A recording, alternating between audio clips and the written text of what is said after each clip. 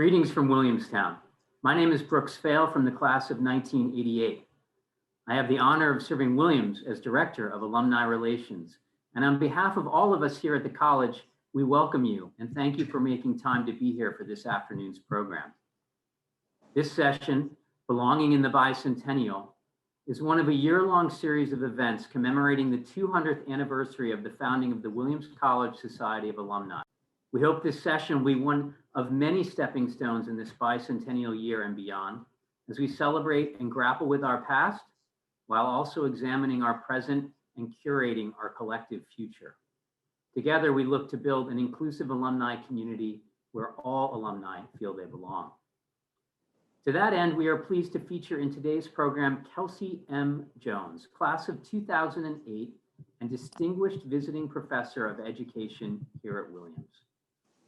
Kelsey's participatory and qualitative scholarship explores the racialized school-to-prison nexus, disability and giftedness in the narratives of and about youth of color, and racial literacy education as a tool for healing. Her current research program includes racial literacy-focused practitioner inquiry and the development of accessible racial literacy materials for educators, youth, and families. Kelsey received her doctorate in interdisciplinary studies in human development from the University of Pennsylvania Graduate School of Education, where she also completed a postdoctoral fellowship with the Racial Empowerment Collaborative and Department of Human Development and Quantitative Methods. She holds bachelor's degrees in psychology and English from Williams and a master's degree in childhood special education from Long Island University. I know we're all eager to hear from Kelsey, but just a few reminders before we get started. Everyone was automatically muted upon entry, but you do have the ability to unmute. Please remember to use good Zoom etiquette and unmute responsibly. We encourage you to use the chat function as a space to engage in community and share any comments or reflections you have throughout the program. Today's session is 90 minutes long, and we know that you may have to hop off. We understand, and while we hope you engage for the duration of the program, we also hope what time you do spend with us will be productive and useful. With that, I'm going to turn things over and welcome Kelsey to our virtual stage. Welcome, Kelsey, and thanks again for being with us today. Well, thank you, Brooks, and thank you to the Office of Alumni Relations, and thank you all for coming. I see people I know. Thanks for coming. I'm going to share my screen now successfully, because if I say it's successful, it will be. And jump right in to today's talk around belonging in the bicentennial, an introduction to racial literacy. And just a quick note on recording, please don't audio record or video record on your own devices, because we have a recording available to us, courtesy of the Office of Alumni Relations, and you'll have access to it later.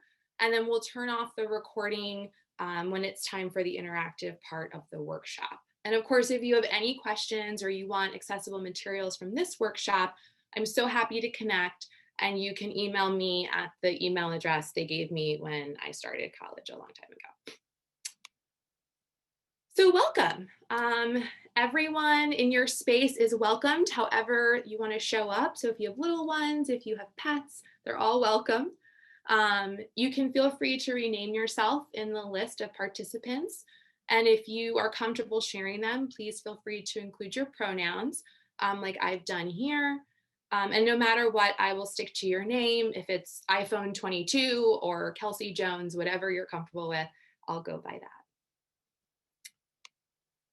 And I always like to start any work we do with a land acknowledgement. And I know that coming together online can feel really strange and untethered with all of our heads floating in space. And it's also important to remember that we have connections to place wherever we are. So we're each joining this conversation from spaces that are the traditional land of Indigenous people. And we acknowledge while we're at Williams College on this campus that this is the traditional, ancestral, and unceded territory of the Mexican peoples. And today, recognizing the land isn't only about our responsibility to acknowledge our roles as critical guests of these lands, but it's also about practicing direct conversations about colonization and genocide, historical and present day traumas that are erased and whose erasure we often accept without question. And so I'm going to do my best as the facilitator today to share racial literacy as one of the many tools we can use to be responsible and respectful guests working toward reconciliation, specifically around indigeneity. Okay, so we're going to start with a poll because it's Zoom and we can. And so in just a moment, we'll put a poll up just to get a pulse on how folks are feeling as we get started. So maybe you're feeling jazzed to be talking about race. You want to do it all day, right? Maybe that's where you're at. Maybe you're feeling cautious and or rather curious and engaged. 90 minutes of racial literacy workshop is fine for one day. Thank you so much. Maybe you're feeling cautious or skeptical or confused, and this is outside of your comfort zone. So, you'll see how it goes. And maybe you're feeling a little overwhelmed, and maybe it's your first step into race work and racial literacy, or maybe it's not, and you're still feeling a little overwhelmed, right? That's okay. And you just want to make sure that interactive doesn't mean I'm going to cold call you. So we're going to put up the poll, and if folks could, it's anonymous, and if folks could answer, we'll start there. See how we're doing. Oh, wow, you all are so fast on the poll. It's impressive.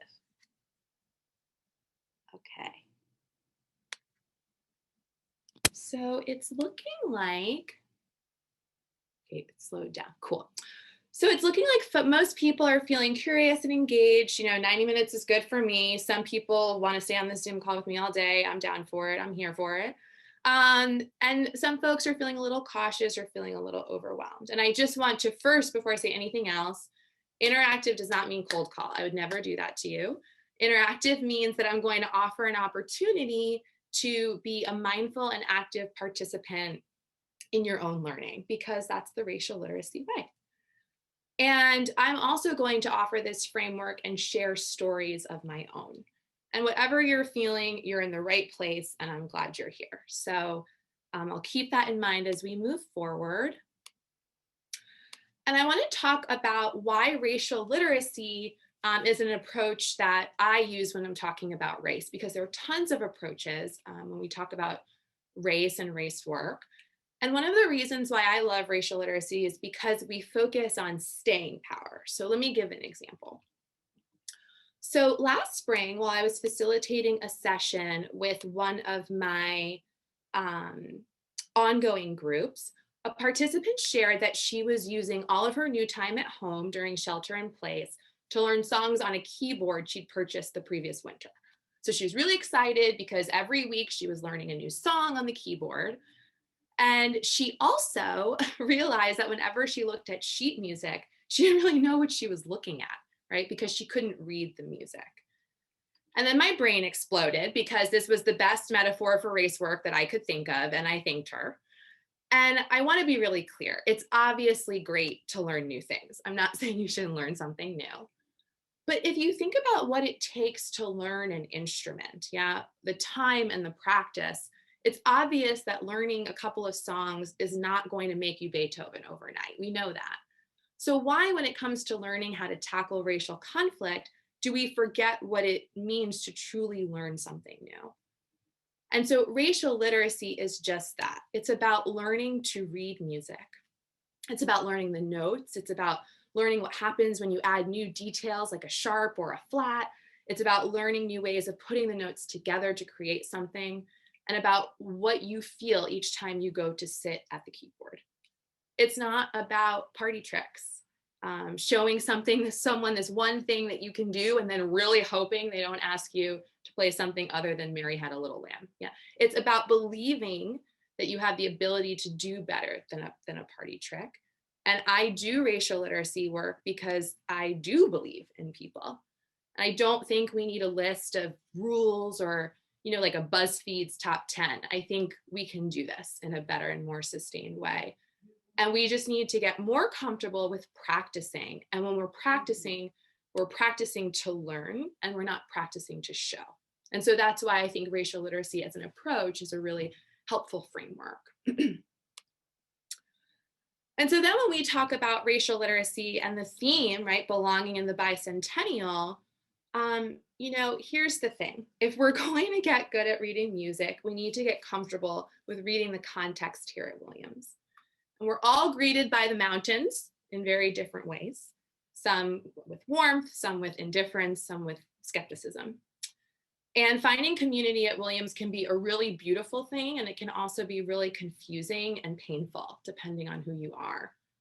And when I showed up as a first-year student a long time ago, it was really easy for me to get along with people because I developed all of these pro-social behaviors that made me likable.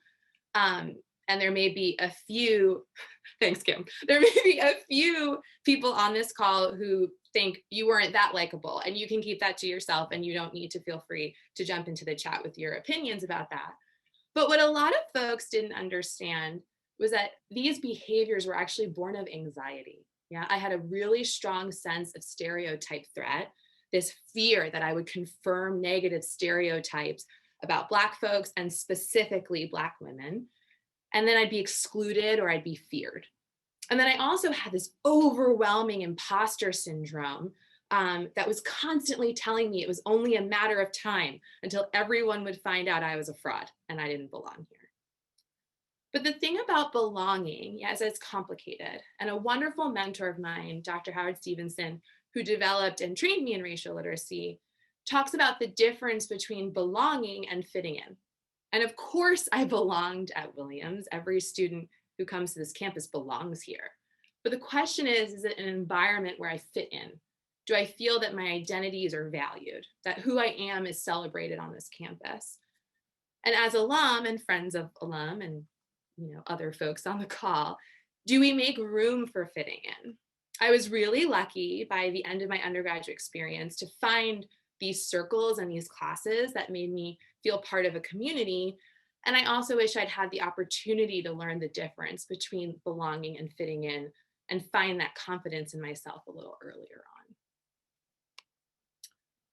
So whenever we talk about institutions and how people experience them, it's really easy to start thinking about systems and structures and someone else and how they really need to be there. So, you know who really needs racial literacy? Shelley. Shelley is the worst. Shelley is the worst racist I've ever met, right? Or, who really should be learning how to read this music? Uncle Alex, because he's always saying some mess, right?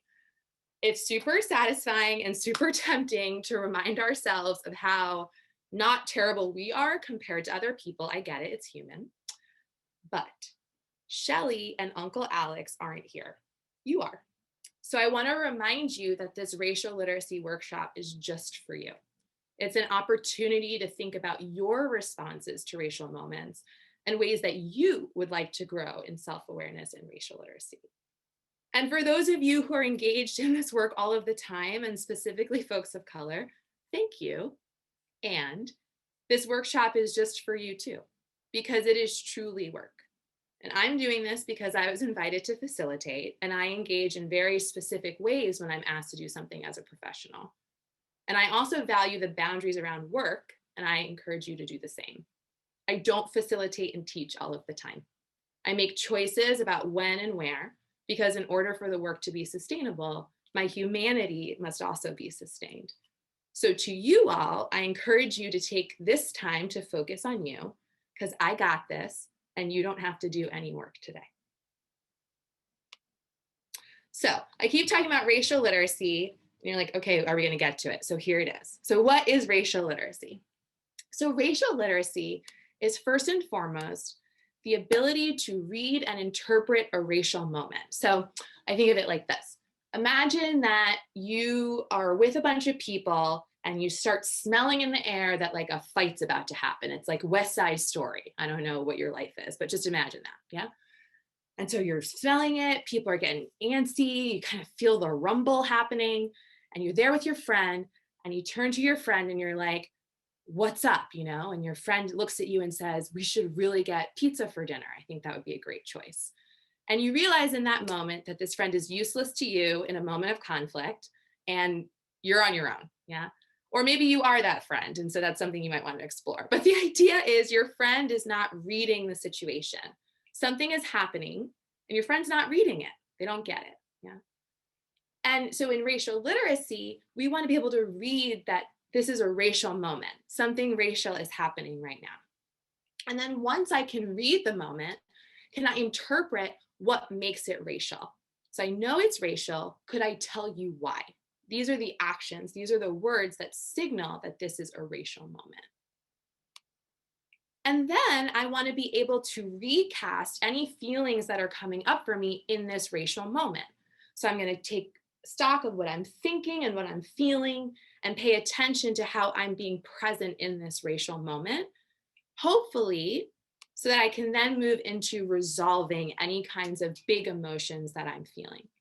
Resolve does not mean fix racial conflict for all time and end racism in those 30 seconds. Resolve means stay my whole human self so that I can go to bed at night feeling healthy, or I can leave the situation knowing what I need to do next to stay whole.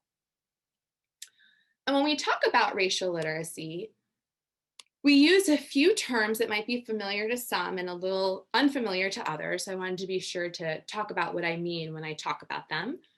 And the first is racial stress. And racial stress happens to us in a racial moment that really taxes our existing resources and threatens our well-being, right? So racial stress can cause me to feel flooded and overwhelmed, and I lose the things I need to stay in a conversation, to know what to do next, to pay attention to what I'm thinking and feeling, to breathe in a healthy way, right? All of the things I need to be human. And sometimes this racial stress can build over time. And then we start talking about racial trauma. And there are two kinds of racial trauma that I tend to see the most when I'm doing work with groups. And the first is this moment, a traumatic moment that happens. It kind of lands and it sits, and I bring it with me into the rest of my life. This moment, these images, this feeling, right, in this one particular situation that was really traumatic for me that had to do with race. And it's informing how I respond to racial moments in the future. Other racial trauma might look like the accumulation of racial stress every single day, right? When I go to the grocery store or when I go to the gas station, and I don't have other examples because those are the places I go now, but maybe when you're talking to colleagues, right? So whatever is happening, it's this everyday racial stress that builds and builds and builds and can feel incredibly traumatic. And so when we talk about racial trauma and racial stress, we also want to talk about racial coping. And racial coping helps us understand the strategies we use to address racial stress and racial trauma. And we have tons of strategies available to us. And we also want to pay attention to how healthy they are. So one term that's sometimes used is maladaptive coping. And I don't like to think of it as bad, but rather unhealthy, right? It's not really working to help me and to help me feel like a whole person. And then we also have adaptive coping, which is healthier, right? It helps me keep my whole self in a racial moment or during racial stress. And it's a strategy that I can call on. And what we're hoping for in racial literacy is that as we build these really, really strong racial coping mechanisms, we start to move into racial assertiveness. And sometimes when people hear assertiveness, they hear aggressive, and that's not what I said. Although aggression is always an option, but assertiveness is really about boundary. It's about saying, here are my boundaries. This is what's okay for me, and this is what's not okay for me when it comes to a racial moment. And sometimes when I talk about racial assertiveness, people feel a little uncomfortable because they think, and this is particularly white folks who say, but I'm just sitting here and listening. This is not my place to jump in. And it is good to listen to people and to be a good citizen and be in community and give people the floor, right? And we should be doing that work. And it is okay for you to be racially assertive if something racial happens and you don't like it.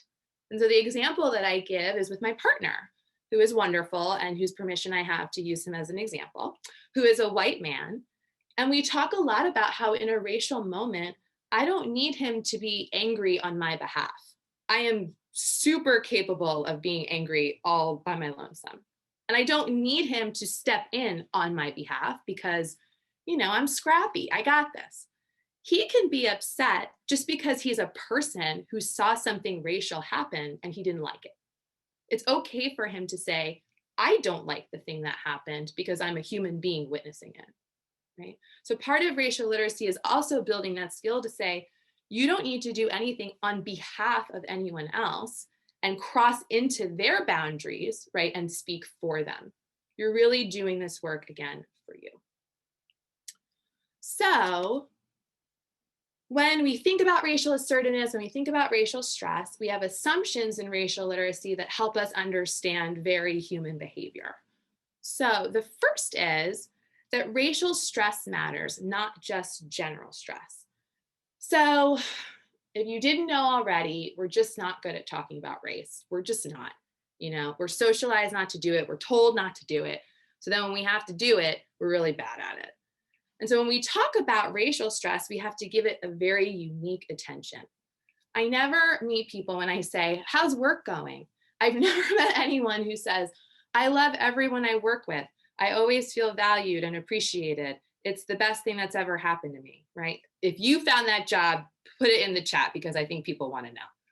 But we're so quick to talk about, well, you'll never guess what Shelly did. She's the worst, right? I'm very quick with these examples of racial stress, or rather job stress, that I feel comfortable sharing.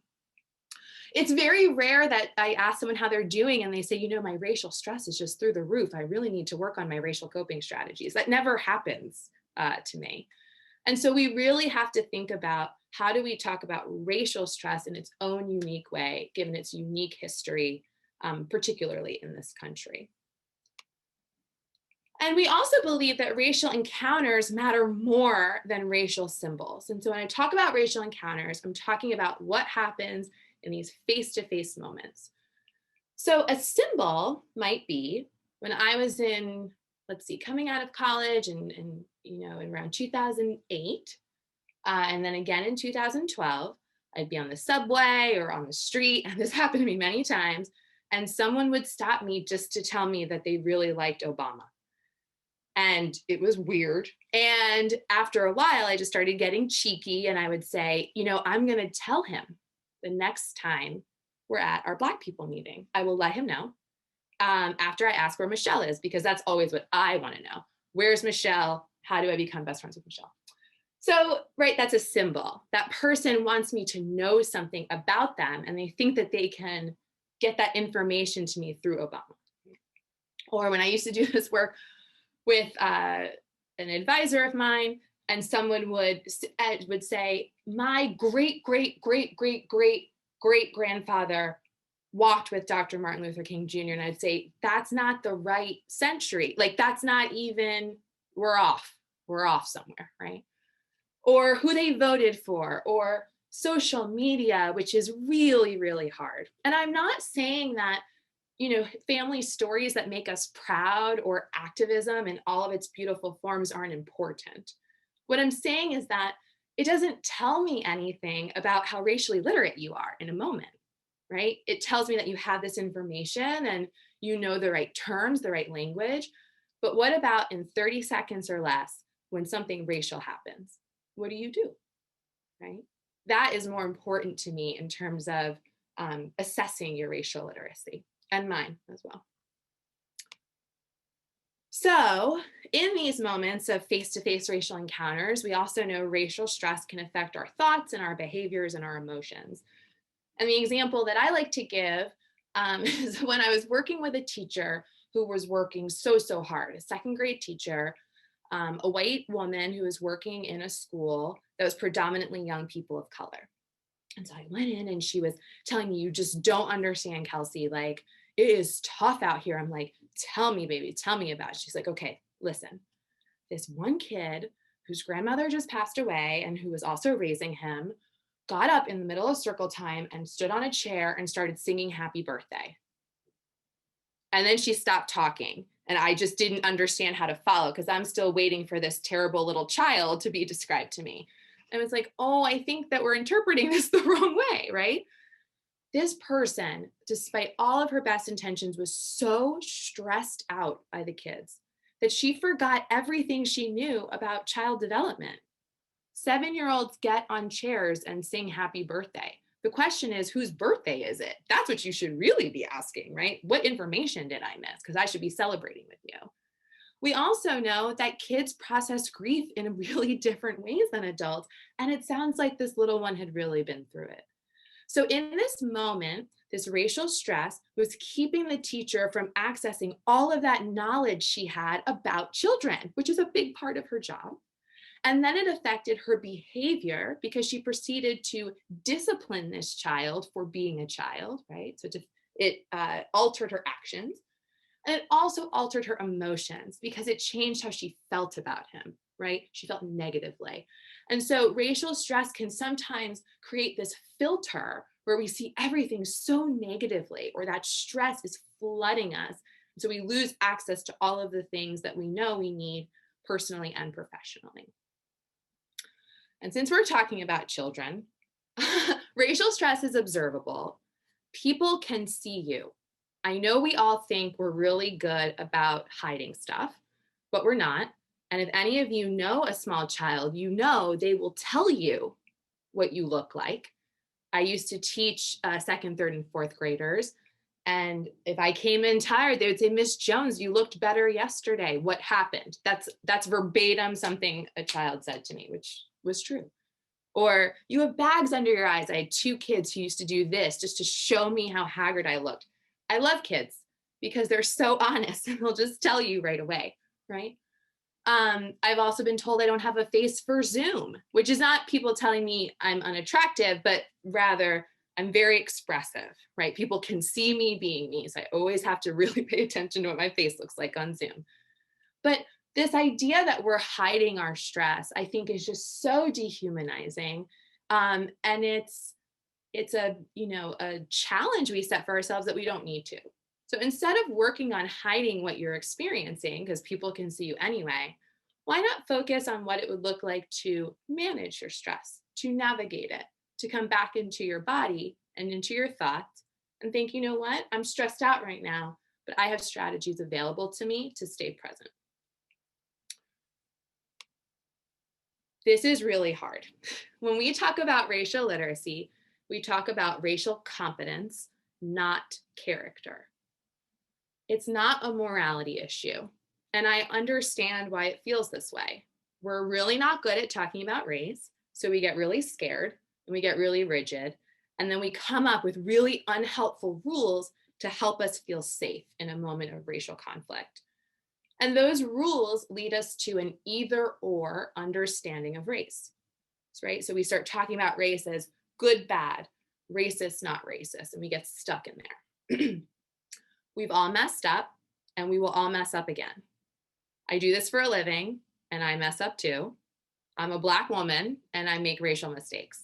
And it doesn't mean I'm a bad person or that I'm not actually Black. It just means that I am both and all of my humanity. I'm both incredibly competent and also not so competent sometimes. And the focus on character not only keeps us from the practice that we desperately need, it also creates a really dangerous defensiveness that keeps us from acknowledging the need for growth and responding to requests for improvement when we make a mistake. So this one's really hard, like I said, and if you don't want to believe me right now, that's fine. And I hope that one day in the near future, you will remember that I said this and give yourself some permission to step into your practice and try to grow so that you can build your confidence and not get stuck in this battle about character. And unfortunately, schools and most places socialize us to use avoidant coping when it comes to race. And we do this again because of that fear, right? But the tricky part about schools and workplaces is that then we pretend it's professionalism. And it is not. It's not professional to avoid and roll your eyes at Shelley and say nothing and then talk about Shelley behind closed doors, right? That's not professional. That's passive aggressive. And it's not even really about Shelley and Shelley's feelings. It's about the stress for you that comes with seeing Shelley all of the time and having this rage or frustration just seeing her face. And no one should live like that. That's not healthy, right? So the professional and human thing to do is to build your racial literacy muscle and learn how to exercise your other choices. I like to think avoidance is one of 17 choices that you have in a racial moment, and you can choose it. But if you're always choosing avoidance, then you're not really making a choice. Yeah. So we want to really build these other strategies. So why should we pay attention to racial stress? I mean, there are lots of reasons, and I'll name just a few. And the first is that racial threat responses are exhausting. Our heart rate increases, we lose peripheral vision, we lose peripheral hearing. If you think about if you've ever had an argument with a loved one, some of you might be sitting next to that loved one right now, then you know what it's like, right, when you get really amped up. And my partner says I'm the worst person to fight with because I practice racial literacy and I remember everything because I don't lose my peripheral hearing or peripheral vision. So if for no other reason to pay attention to racial stress, for no other reason, do it so you can win arguments with people you love. I think that is a pretty solid reason to practice self-awareness, even if it's not for racial literacy. And the other thing is that we want to be healthy for a long time. And when I was a grad student just getting started, I was trying to read everything all of the time because I didn't know how to read like a grad student yet. And one of the first articles I read was about Black women and perceived discrimination, specifically the relationship between perceived discrimination and somatic disease. Yeah, it's physical symptoms. So the researchers, Taylor et al., found that Black women under the age of 50 who reported frequent discrimination in their everyday lives were at a higher risk for breast cancer than those who reported infrequent experiences. And as a Black woman under the age of 50, who certainly experienced frequent discrimination then and now, that information hit me in a really powerful way. And this isn't to say that I'm responsible for tackling other people's racism on my own, or that folks should be blamed when their bodies react to their environments, but that there's a need to be proactive instead of reactive. And that racial stress isn't just something to read about or theorize about, it's something affecting my life and how long I get to live my life.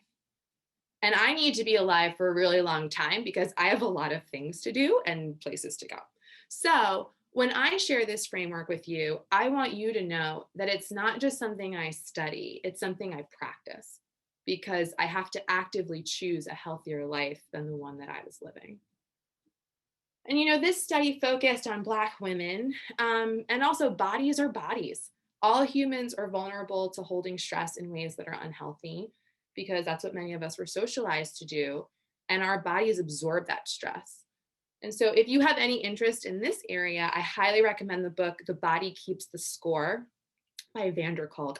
Later on, I'll put it in the chat if people want the full title. Who's a psychiatrist who writes about the mind-body connection and healing from trauma. And I actually just think it's something that's good for everyone, regardless of your race or ethnicity or your connection to this work. So in scholarship, usually people have a model and it's usually a circle. And so here it is. Yeah. So this is the recast model, which stands for Racial Encounter Coping Appraisal Theory, developed by Howard Stevenson. I'm not going to quiz you on that. But one of the ways that we begin the healing process in racial literacy is to engage in storytelling. And storytelling is the first tenet of the recast model. And we start here because many of us are told explicitly that we should never tell stories about race, right? So, thank you so much, Alumni Relations.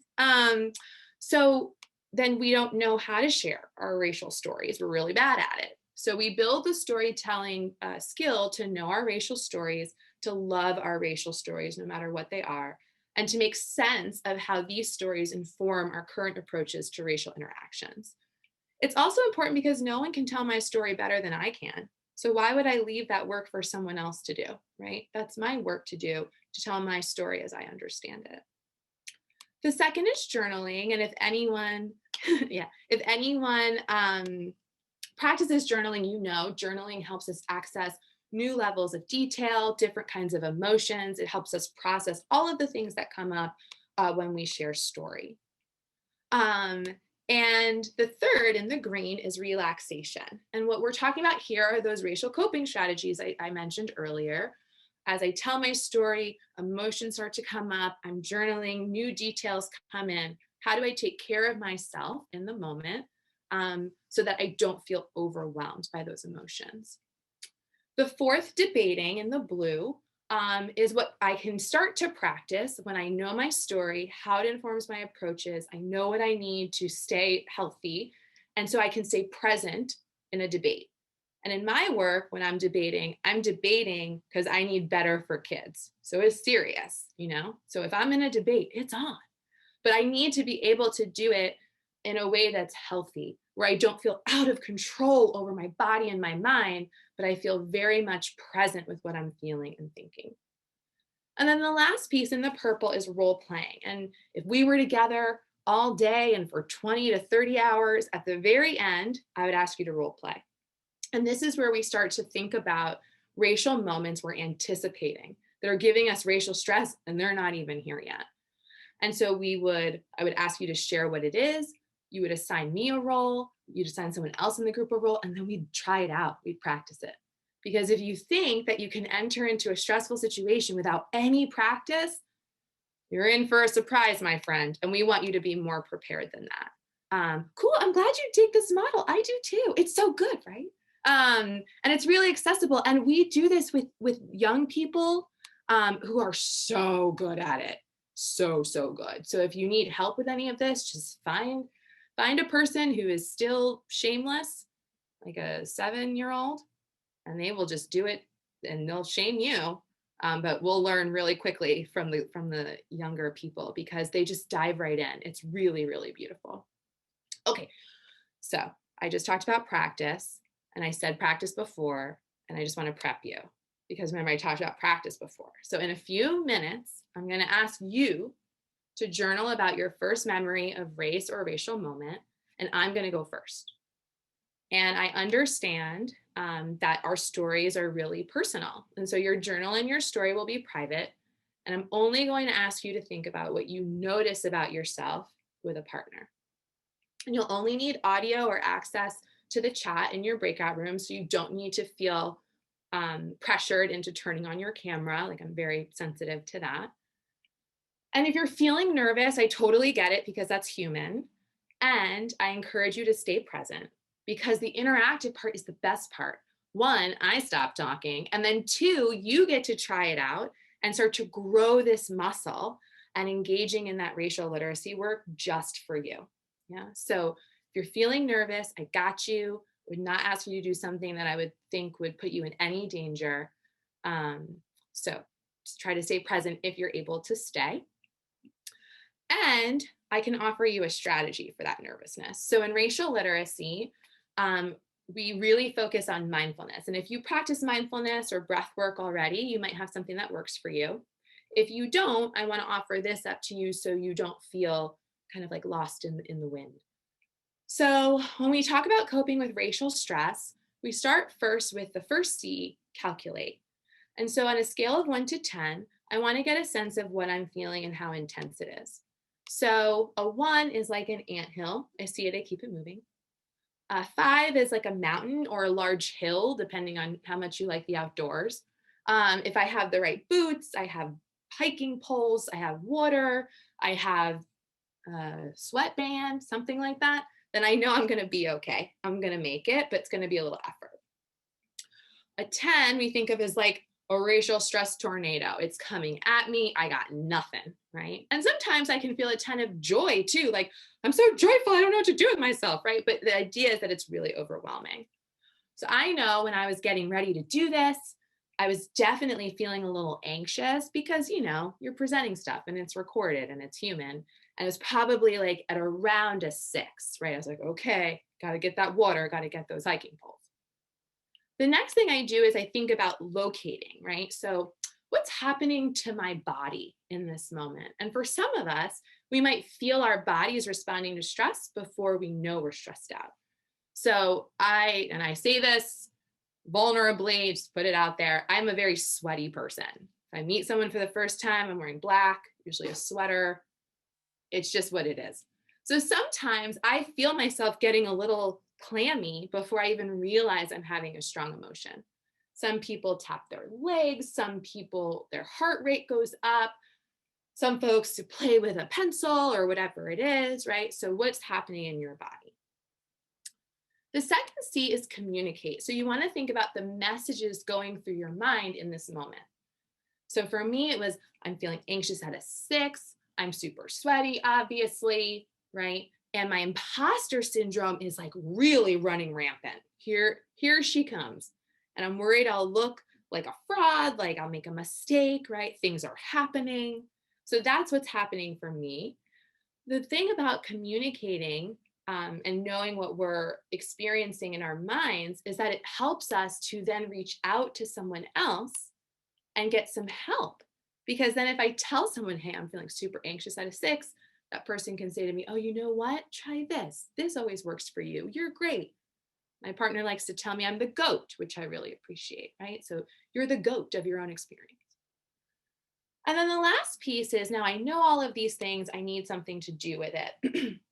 And so you might have a lot of strategies that work for you that you can use, but you may not be able to use them in every single moment.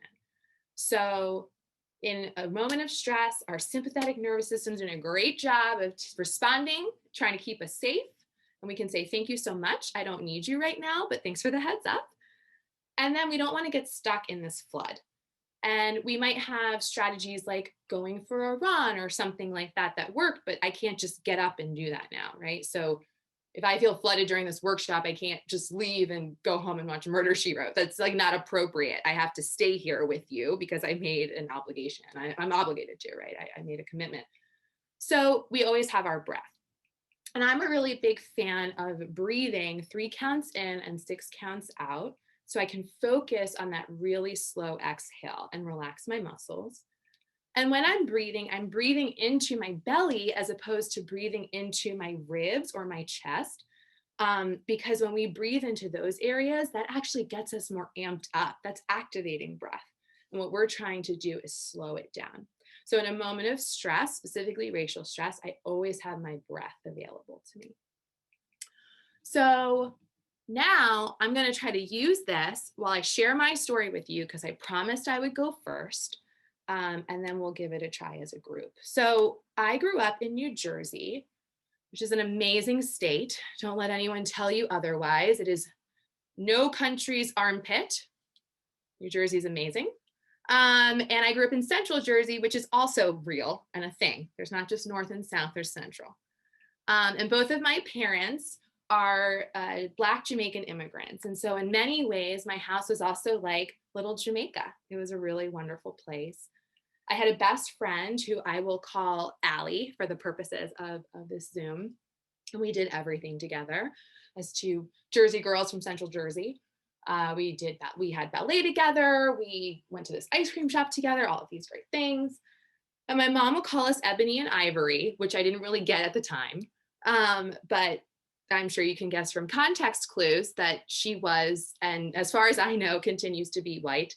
And I am a Black woman. And so we were this interracial best friendship, both only children, kind of providing siblinghood to each other. And we would also celebrate holidays together. And specifically, her family celebrated Hanukkah, my family celebrated Christmas. And whenever those 2 overlapped, we would open gifts together. And so I remember this one year, we were probably about like 4. And our parents decided to get us the same gift, right? So we sit down, we're at her house, and I open my gift, and it's this great like ballerina doll. And she could move, and she had a little bar. And I think children now would not care because they have like, I don't know, they can like teletransport to places, but it was cool. It was cool then, and I was into it. And so I'm sure some of you probably see where this is going. So Allie opens up her gift, and it's the doll. She's not happy because her doll is white and my doll is Black. And some of you oh my gosh, people I know have kids now. Oh my gosh. So you know what it looks like when a small child has what we would call, in the professional world, a tantrum. She threw herself on the ground. She starts flailing. She's crying. There's snot. Things are happening. It's a lot. And she's screaming, it's not fair. It's not the same. It's not fair. Right. And so when I used to tell this story, I would get a kick out of it because I thought it was really funny, right? That she couldn't appreciate that they were the same and they just looked like us, right? But I also remember in the moment kind of standing there with my parents and with her parents, and the five of us were just like watching it happen. That's how I remember it. I remember that the carpet was this like purplish gray. And I realized, about a year ago that I remember the carpet so specifically because I think that's where I was looking. I think I was just so freaked out that I was like, I gotta look somewhere calming, like at this carpet. And I don't remember anyone saying anything to her. I just remember her really obviously feeling flooded and out of control. And so as I share that story with you and I think about my own emotions, right? I notice that usually I tell this story a lot, but today my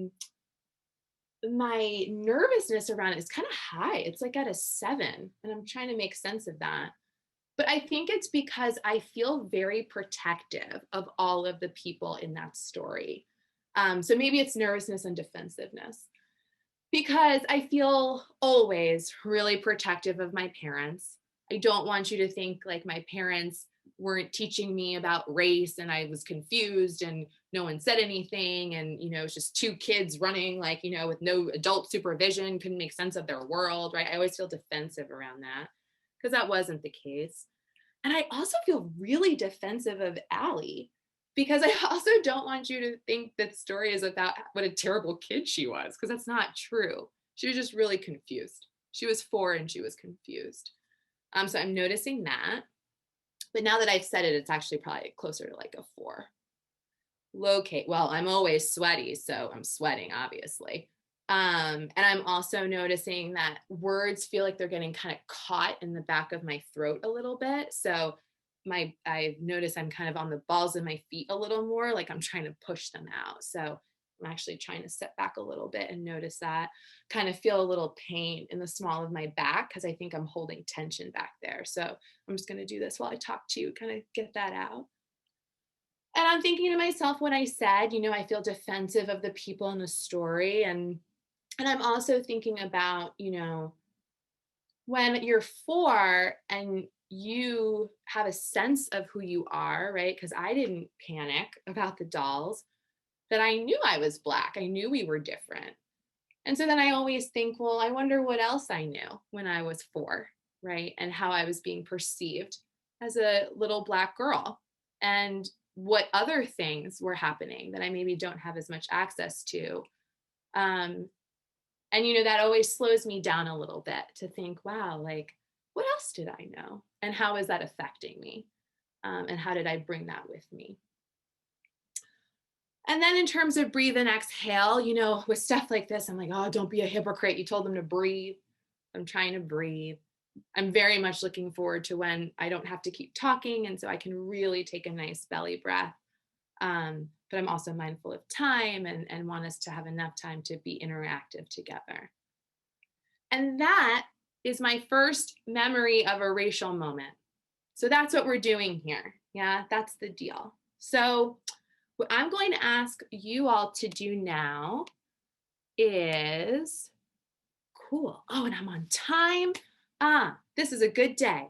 So what I'm going to ask you to do now, I think that on the first slide, we had grab a pen and paper. And so I'm going to ask you to grab something you want to type on, grab a pen and paper, grab an old receipt and a crayon, whatever you have available to you.